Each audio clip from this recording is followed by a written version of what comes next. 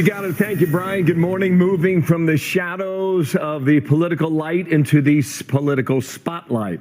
Socialists hitting a milestone in membership and moving closer to becoming the heart and soul of the Democratic Party. Wow, that would be a change. Morning, everybody. Hope the weekend was grand. The gang is back together in New York City.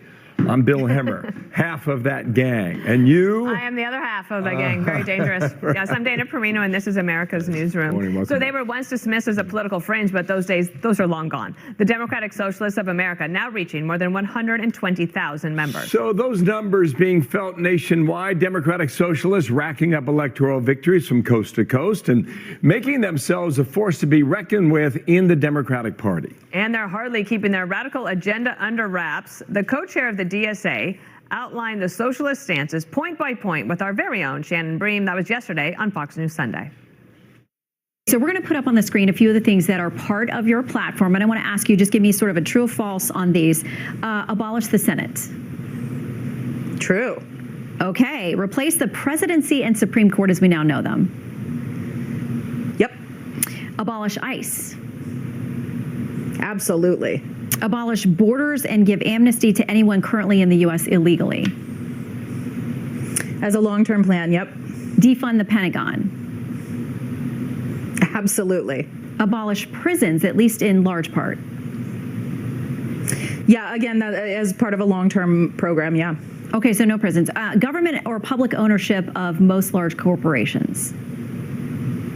Yeah, absolutely. So now Alexandria Hoff kicks off another week live from Washington. And Alex, nice to see you. Good morning. Good to see you, Bill. Yeah, that interview was good timing because this week we have a series exploring socialism in America. In 2016, the DSA's membership was about 6,000. That's right around when it was brought to the main stage for Democrats by Senator Bernie Sanders. There's now over 200 chapters nationwide, 250 plus DSA candidates holding elected office. Democratic socialism is the title mostly used. It just means a merger between a democratic political system and an economic system where production is publicly controlled. Unlike earlier years, the DSA now has this political litmus test, which you just heard about in Shannon's soundbite. That really requires anybody to be endorsed by them. They have to adhere to these beliefs. That includes amnesty for anybody in the country illegally, no more prisons, abolishing the Senate, also the presidency and Supreme Court as we know it. Now, in open borders, one DSA co-chair tells Fox that this somehow relies on creating a world where the global community is welcome here, but also happy to stay put where they are. Listen. So we would not have open borders tomorrow, but we want a world in which all working people are taken care of, every basic necessity, so that we don't need a militarized border. Criticism runs the gamut centered around concern over ballooning state authority and bureaucratic inefficiency, which is well documented around the world. Stu Smith with the Manhattan Institute says many young people simply do not understand what actual socialism looks like. A lot of people inside DSA who are maybe younger think that this is just what people would call like Nordic style socialism. And that's not really the case whatsoever, because DSA itself is hardline anti-free market. They want to seize the means of production, and they really do see themselves as being putting out this like revolutionary vision of what America could look like. The major debate right now within the DSA is should they work to shift the Democratic Party or separate from it entirely, Bill? Can't make it up, and it's real. All right. Thanks, Alex. Nice to see you. Dana. Let's bring in Fox News contributor Mary Catherine Ham. Great to have you. So I want to show you this Fox News poll. Favorable opinion of DSA. The Democrats have a 59% approval of them, Republicans 6%. Of socialism, 52%. And of capitalism, they go way down to 41%. And only 61% of Republicans. So I'm looking at that split, and I'm wondering about the DSA. I don't think they believe that the Democratic Party is a big tent party. They want to kick most of the old-time Democrats out. Yes, they're very frank about that. And actually, it's helpful, as you saw in that clip with Shannon Bream. She's like, did I stutter? No, we actually believe all of these things.